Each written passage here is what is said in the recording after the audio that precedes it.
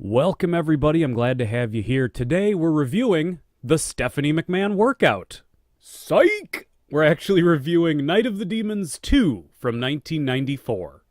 The teenagers from St. Rita's Academy think it would be killer to party at a haunted house. And they're right. Bad girl Shirley and her boyfriend have some special party games planned. But when Angela, the hostess from hell, unleashes her own brand of trick-or-treat, teen lust quickly turns to sheer terror. When the kids escape to a church dance, they think they've got it made. But the real battle is just beginning, because Angela is summoning her army of teen demons for a blood-curdling contest between the priests and the Princess of Darkness in this supernatural extravaganza of eye-popping effects and head-turning horror. All right, let's talk about some of the positives. Right off the bat, I gotta say the gore and the demon effects are a lot of fun. There really isn't a whole lot of blood in this movie, even though there are multiple decapitations. But there is a ton of demon guts. I really like the demon makeup in these movies.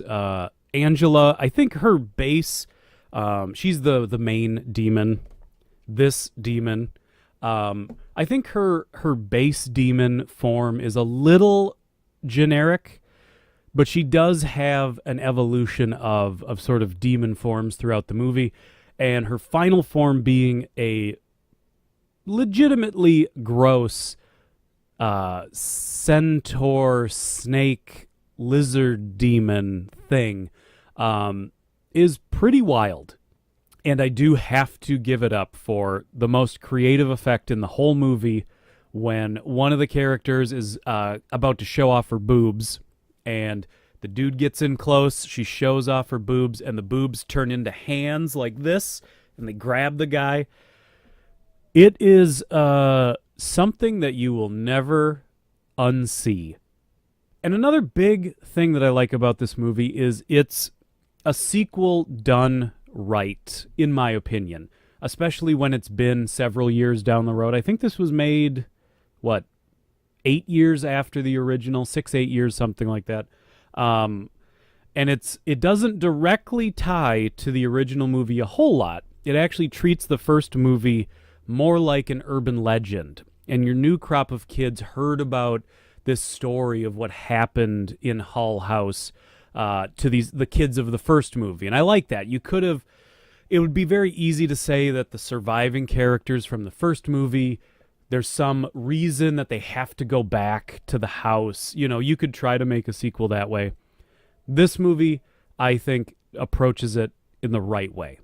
And now let's talk about negatives. And the first negative I want to talk about, because it's the big one, is the imbalance in exciting versus boring. The first hour of this movie is pretty boring. There's a couple little horror moments. There's a few TNA moments. But it is an hour of introducing characters and setting up one or two little plot threads that can pay off towards the end. This movie is filled with two-dimensional characters. They don't require any backstory. They don't require any setup more than a couple minutes.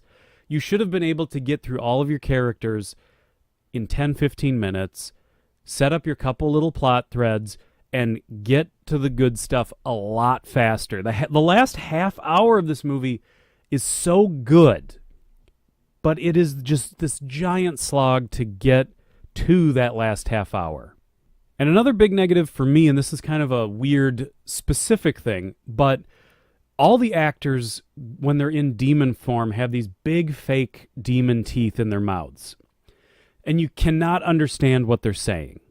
I don't know why the filmmakers didn't ADR all of the dialogue from the demons after the fact, because it's weird and off-putting. But they have these big demon teeth in, so it's like a mouthful of marbles. But then they also pitch their voice super low to make it demony, and it just adds another layer of unintelligibility. Is that a word? So all the demons talk like this. Isn't it fun? Don't you just want to watch a whole movie like this?